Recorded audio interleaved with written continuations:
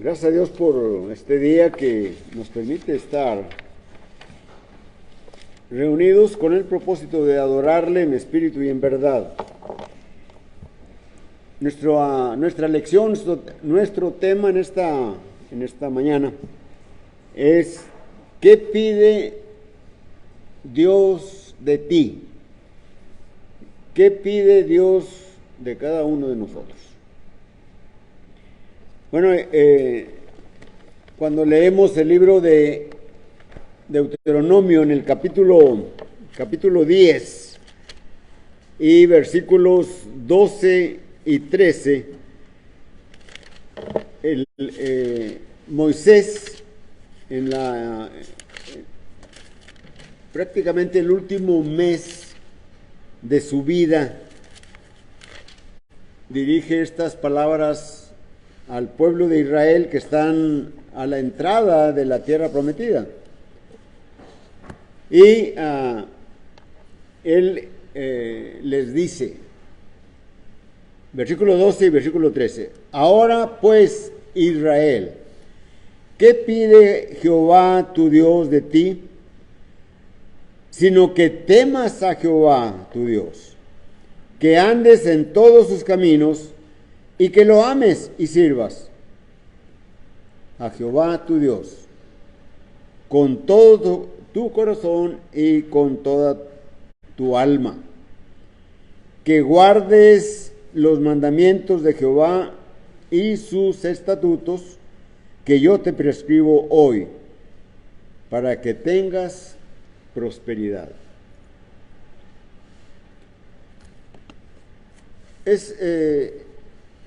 El libro de Deuteronomio, a los sabios de las Escrituras nos dicen que fue en el último mes de la vida de Moisés cuando escribió este libro, en el cual le está recordando la ley, le está recordando todas las cosas, y les da 3 discursos. El primero de ellos se encuentra en el primer capítulo, versículo 1 hasta el capítulo 4 y versículo 43. Y luego en el segundo discurso, que es el más largo, es donde se encuentran estas palabras de: ahora pues, Israel, ¿qué pide Jehová tu Dios de ti? Bueno, recordamos cómo la vida de Moisés prácticamente está dividida en tres etapas de tiempo, y cada una de ellas es de 40 años. Cuando Moisés nació, había peligro de muerte para los niños que nacían en esos días, por orden de Faraón, porque que tenía miedo del pueblo de Israel que estaba viviendo dentro de Egipto. Y su madre es temerosa de Dios y lo esconde, o lo guarda primero unos 3-4 meses, y luego ya no lo puede tener en su casa y lo pone en una arquilla calafateada con brea y lo pone en el río. Se lo encuentra, había salido la hija de Faraón, se lo encuentra a meterse al río, y lo ven y dice: este es niño de los hebreos. Y halló gracia para la mujer aquella, y está una niña allí que viene siendo la hermana de Moisés, y le dice: si quieres te consigo una mujer para que lo amamante. Y le dice que sí, se lo llevan a su mamá. Y cuando fue el tiempo que ya fue destetado este niño, ¿verdad?, entonces Moisés va al palacio del faraón. Durante 40 años Moisés vivió allí en el palacio, en la corte de faraón. Se educó en todas las ciencias y en todos los adelantos que tenía Egipto en ese tiempo. Y dice la escritura allá en el libro de los Hechos, capítulos 8, capítulo 8 o capítulo 7, capítulo 7, ni tengo anotado aquí, pero cuando Esteban está dando su apología, su defensa, allí describe las 3 etapas de Moisés, ¿verdad? Sus primeros 40 años pasó en el palacio, y luego Moisés vio el tiempo de salir y ver a sus hermanos, y encuentra a un egipcio que está maltratando a uno de sus hermanos de sangre, de Israel, y lo mata y lo entierra por ahí. Y otro día ve a 2 israelitas que están peleando entre sí, y él llega con ellos y les dice: ¿por qué golpeas a tu hermano? Y el que estaba golpeando le responde: ¿quieres tú matarme como mataste ayer al egipcio? Entonces eso fue notorio para Egipto, por lo que Moisés tiene que huir, porque Faraón lo quiere matar. Y Moisés huye y se va a Madián. Y allí en Madián está otros 40 años, también está relatado allá en el libro de Hechos, capítulo 8 y el versículo 29, ¿verdad? Dice allí que estaba Moisés en Madián, y allí se casó y tiene 2 hijos, y duró allí 40 años. Y a los 40 años, pues está cuidando las ovejas de su suegro, y ve una teofanía, una manifestación de Dios. Está una zarza ardiendo y no se consume, y le llama la atención, y él quiere: ¿por qué está pasando esto? Oye una voz y le dice: Moisés, quita el calzado de tus pies, porque la tierra en que estás pisando santa es. Entonces el ángel de Jehová le dice a Moisés que vaya a Egipto y le diga al faraón que deje ir a su pueblo a un lugar que Dios le va a mostrar para que lo adore. Y Moisés va. Sabemos toda esta parte, ¿verdad? Que primero las negaciones de Moisés, que no quiere ir, y que por esto y por aquello, pero por fin va. Y cuando llega, pues va acompañándole su hermano Aarón, y le piden al faraón que Jehová dice: deja ir a mi pueblo a un lugar que él nos va a mostrar para que le adoremos. Y él se niega, y está allí 9 veces negándolo. Y los primogénitos de las bestias murieron, pero en los hogares israelitas no había ninguna muerte. ¿Por qué no había ninguna muerte? Porque el heridor no entró.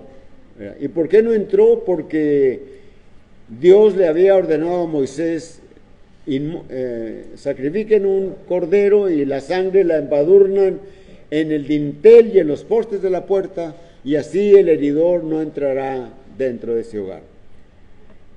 Y entonces, al ver, se debería de gobernar toda la humanidad, y les da el tabernáculo, el sacerdocio, los sacrificios, las leyes especiales para un pueblo que está caminando rumbo a la tierra prometida, y arman el tabernáculo, y cuando van a entrar, están en el segundo año, hay incredulidad en los israelitas y no entran. Y Dios les castiga a Israel por 40 años en el desierto. Y Moisés, Aarón, Josué, ¿verdad?, que son los más fieles allí, bueno,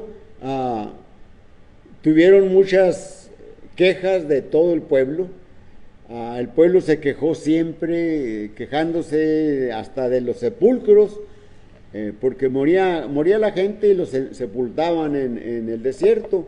Y ellos dicen, allá teníamos sepulcros donde sepultar a nuestros deudos. Y extraen los melones, las cebollas, los ajos, los puerros. Se fastidiaron de comer maná todos los días, pidieron carne y estaban siempre hablando en contra de Moisés. Así que por fin Dios les concede a todos los inconformes. Ellos dijeron cuando estaban a la entrada de la tierra prometida, nosotros vamos a hacer pasto. Crecieron los menores de 20 años, nacieron muchos en el desierto. Esa generación se fortaleció, era una generación fuerte, de tal manera que cuando van a entrar a la tierra prometida, Moisés y Aarón habían cometido, no le habían dado la gloria a Dios y no les permite Dios entrar. Muere Aarón, el sacerdocio lo hereda Eleazar, el sumo sacerdote, y luego más adelante va a morir Moisés, pero antes de morir es cuando él da estos 3 discursos de despedida que están en el libro de Deuteronomio, y estas palabras les dice Moisés al pueblo: tenemos esperanza, tenemos enseñanza, tenemos esa paciencia, tenemos esa consolación. ¿Y cuál es esa esperanza que tenemos? Esa esperanza es la vida eterna. Todo el Éxodo es una enseñanza para nosotros. Es el caminar del pueblo espiritual. En aquellos años, en los tiempos de Moisés, el pueblo de Dios era Israel. Pero ese pueblo de Israel señala el pueblo espiritual, que es la iglesia, que es el reino. El Éxodo nos señala toda nuestra vida, en donde vamos con fidelidad, con fe, hacia la tierra prometida, hacia el cielo, esperando el advenimiento de nuestro Señor Jesucristo. Y muchos estamos en la iglesia, muchos estamos en el reino de los cielos. Hace unos momentos en la clase nuestro hermano Antonio ya nos hablaba de la parábola de la red y decía que Jesús pues se les pierde a toda esa multitud de gente. Toda esa multitud que está allí son peregrinos que van rumbo a Jerusalén para participar de la fiesta de la Pascua. Y ya no ven a Jesús, y luego por fin lo encuentran y le dicen a Jesús: Rabí, ¿cómo llegaste aquí? Y él les dice: me buscáis no por las señales que hice, ni por los milagros, sino me buscan porque quieren llenar su vientre de comida, de alimentos. Dice: busquen primeramente el reino de Dios. Busquen a Dios. No busquemos en la iglesia las cosas materiales. Ciertamente la obra de la iglesia principalmente es la predicación del evangelio, es ganar almas para el Señor. Pero también la iglesia ayuda, tiene obras de benevolencia para los miembros y también incluso para los que no son miembros de la iglesia. Pero lo principal es la predicación del evangelio. no buscamos estar en la iglesia porque la iglesia me va a ayudar en lo material. No, no, no, no, no, no. Eso es secundario. El Señor Jesucristo les dice a los judíos que habían creído en Él: si vosotros permaneciereis en mis palabras, seréis verdaderamente mis discípulos. Y conoceréis la verdad, y la verdad os hará libres. ¿Cuál verdad? El Evangelio, la palabra de Dios. Hay que oírla, hay que creerla, hay que aceptar a Jesucristo como el Hijo de Dios, confesarlo. Hay que arrepentirnos de los pecados, pedirle a Dios que nos perdone, aceptando a su Hijo y bautizándonos y permaneciendo fiel. Recuerden, en la iglesia, como en la red, que en la clase que tuvimos por la mañana, en la parábola de la red, hay muchos peces en la red. La palabra se siembra, la palabra se habla, se explica, y muchos oyen. El pescador echa la red.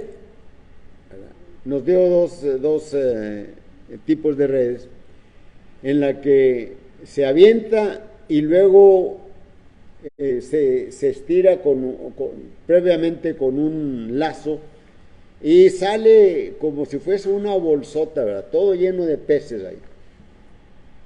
Así la palabra trae mucha gente. Pero los pescadores, ¿verdad?, cuando ya la sacan a la orilla, entonces escogen y desechan lo que es malo. Milagros. En tu nombre profetizamos, en tu nombre echamos fuera demonios. Y entonces le responderé: no os conozco, apartaos de mí, obradores de maldad. Las Escrituras de muchas formas nos está diciendo qué pide Dios de ti hoy, a nosotros. ¿Qué nos pide? ¿Qué nos pide? ¿Qué nos pide a ti que no has aceptado a Jesucristo? Pide que vengas a Él. Venid a mí todos los que estéis trabajados y cargados, que yo os haré descansar.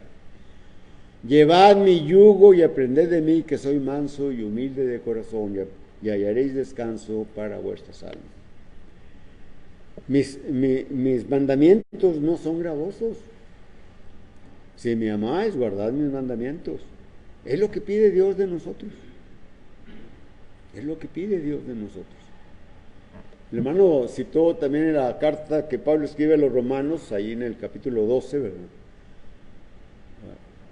Cuando el apóstol Pablo está diciendo así que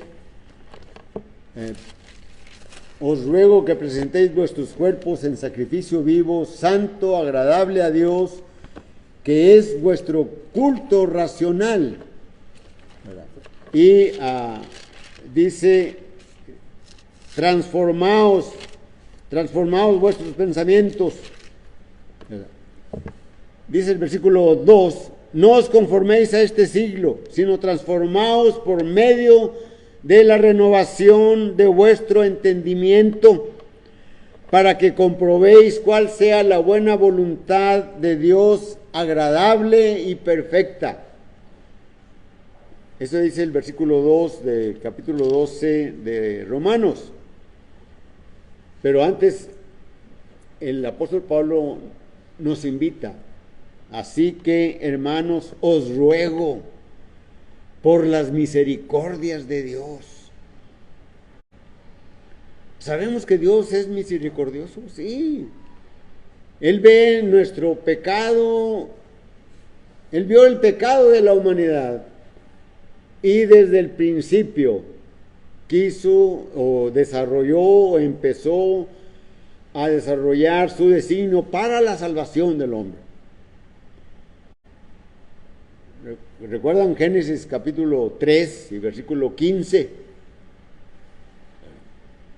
Allí Dios le está diciendo a la serpiente: enemistad pondré entre ti, entre tu simiente y la simiente de la mujer. La simiente de la mujer te herirá en la cabeza y tú le herirás en el calcañar a la simiente de la mujer. Y eso sucedió cuando el Señor Jesucristo vino a hacer su ministerio en este mundo. Y luego ya que preparó 12 hombres para que fueran y predicasen el Evangelio. Ya hizo multitud de discípulos. De tal manera que muchos de esos discípulos que había hecho el Señor durante su ministerio y todo lo que habían colaborado los 12 apóstoles, cuando Jesús murió crucificado en aquella cruz del Calvario y luego fue sepultado, el tercer día resucitó. Y cuando Él resucitó, les dijo a los apóstoles: no se vayan de Jerusalén, sino que estén allí hasta que reciban poder de lo alto. Y en el último domingo que está Jesús resucitado con los apóstoles, le preguntan: Señor, ¿restituirás el reino de Israel en este tiempo? Y el Señor les responde, Hechos capítulo 1 y versículo 8: no os toca a vosotros saber los tiempos y las sazones que el Señor ha puesto en su sola potestad, mas me seréis testigos en Jerusalén, en toda Judea, en Samaria y hasta lo último de la tierra. La siguiente semana, siguiente primer día de la semana, fue Pentecostés, la fiesta de Pentecostés. Y ahí están los apóstoles. Y de pronto viene y están, hay mucha gente allí, muchos discípulos del Señor, ¿verdad? Muchos que habían visto al Señor, le habían oído sus enseñanzas. Y luego de pronto viene un viento con estruendo y aparecen lenguas como de fuego repartidas sobre las cabezas de los apóstoles. Muchos dicen que sobre 120. No. Vienen sobre los apóstoles. Y empezaron a hablar las maravillas de Dios en muchas lenguas. Prácticamente eran como unas 14 a 16 lenguas. Y se asombran, ¿verdad? Y entonces viene la predicación del apóstol Pedro a partir de Hechos 2, versículo 22 en delante. Habla del Evangelio, la muerte, la sepultura y la resurrección de Jesucristo. Y luego ya termina la predicación, ¿verdad?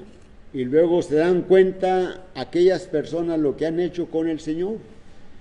Ellos aprobaron la crucifixión del Señor. Ellos gritaron: crucifícale, crucifícale. Pero Él no es inocente, no, crucifícale, le decían a Pilato. Bueno, ¿ustedes lo quieren crucificar? Que la sangre sea sobre ustedes. Yo me lavo las manos. Y ellos dicen: que la sangre sea sobre nosotros y sobre nuestros hijos y sobre nuestros nietos.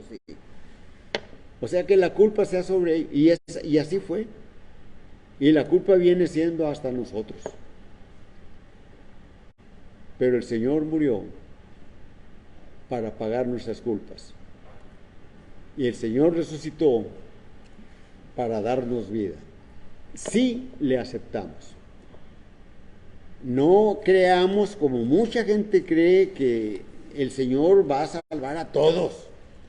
Ciertamente Jesús murió por todos, pero solamente los que le acepten, los que creen en su nombre, Dice el Evangelio de Juan capítulo 1 y versículo 11, les dio potestad de ser hechos hijos de Dios. Y esto no de carne, no de sangre, ni de voluntad de varón, ni de carne, sino de Dios.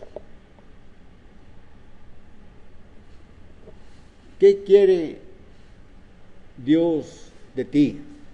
Que seamos fieles. Que seamos fieles. Las escrituras están llenas de advertencias, están llenas de exhortaciones. El Señor Jesucristo, cuando enseñó el Sermón del Monte, después de que lo termina, el Sermón del Monte, manda, da la invitación. Mateo capítulo 7 y versículo 15. Entrad por la puerta estrecha. ¿A quién le está diciendo esto el Señor? Le está diciendo a sus discípulos. A sus discípulos. No le está diciendo a los que no son discípulos. Le está diciendo a los discípulos. Entrad por la puerta estrecha, porque ancha es la puerta y espacioso el camino que lleva a la perdición, y muchos son los que entran por ella. Entrad por la puerta estrecha, porque angosta es la puerta y angosto es el camino a la vida, y pocos son los que la hallan. ¿Se fijan? ¿Nos fijamos? ¿Qué es lo que pide Dios de nosotros? No porque ya hemos aceptado a Jesucristo, le creímos su mensaje, lo obedecimos, nos arrepentimos, nos bautizamos, el Señor nos añadió a la iglesia y luego empezamos a flaquear tan grande, la cual, habiendo sido anunciada primeramente por el Señor, nos fue confirmada por los que la oyeron. ¿Se fijan? El Señor preparó todo. ¿Sí? Por eso le preguntaron al Señor, aquellos judíos que habían creído en Él, ¿qué obra de Dios quieres que hagamos? ¿Cuál es la obra de Dios que debemos de hacer? Y el Señor les dice, que creáis en el que Él ha enviado. Juan capítulo, ¿qué será? Capítulo 6 y versículo y vamos a hacer algo y pedimos de Dios su dirección. Orad sin cesar, dice el apóstol Pablo. Y llega la noche y ya nos vamos a dormir y oramos a Dios, que estás en los cielos, santificado sea tu nombre. Te damos gracias por este día que me permitiste llegar hasta este momento. Ahora voy a dormir, a recuperar mis fuerzas, si tú me das la vida el día de mañana, gloria a ti. El pueblo de Israel decía en el desierto, cuando llegaba la noche, regrese Jehová, dio su protección, su cuidado. ¿Qué pide Dios de ti? ¿Qué pide? Que seamos fieles, que seamos fieles, que le amemos, ¿verdad? Dice la escritura allí, bueno, la respuesta que da el mismo Moisés, que tengas temor de Jehová tu Dios. Y sabemos que sino que nos transformemos por medio de la renovación de nuestro entendimiento, es decir, nuestros pensamientos. Aquí es la lucha, hermanos. Allí en tu masa encefálica, bueno, en tu cerebro, en tu mente, es la lucha. Aquí estamos, y cuando bajamos nuestras armas, cuando bajamos la palabra, empezamos a tambalearnos espiritualmente. El apóstol Juan escribe: hijitos míos, estas cosas os escribo para que no pequéis. Primera de Juan capítulo 2, versículo 1 en delante. Mas si alguno hubiere pecado, abogado tenemos para con el Padre, a Jesucristo el justo. Entonces, que tengamos temor, que lo ames. Bueno, antes de esto le dice que andes en todos sus caminos, que andemos en los caminos. Dice el Señor Jesucristo en Juan 14, versículo 6, yo soy el camino. Andemos en el camino de Él. En tu bolsa. ¿Qué pide Jehová Dios, tu Dios de ti? ¿Qué pide de nosotros? Pide reverencia, pide respeto, que andemos en sus caminos. ¿Qué está pasando, hermanos? Llamen la atención a los niños, a los jóvenes. No piensen que están haciendo un enemigo. No. Estarán ayudando a alguien para que recapacite en su reverencia a Dios. ¿Qué pide Dios de ti? Pide que andemos en sus caminos. ¿Qué pide Jehová tu Dios de ti? Dice Moisés a Israel. Y dice que le ames y sirvas con todo tu corazón, que tengas temor de Él, que tengamos temor de Él. No juguemos. Así que la invitación es la palabra de Dios. ¿Qué pide Jehová tu Dios de ti?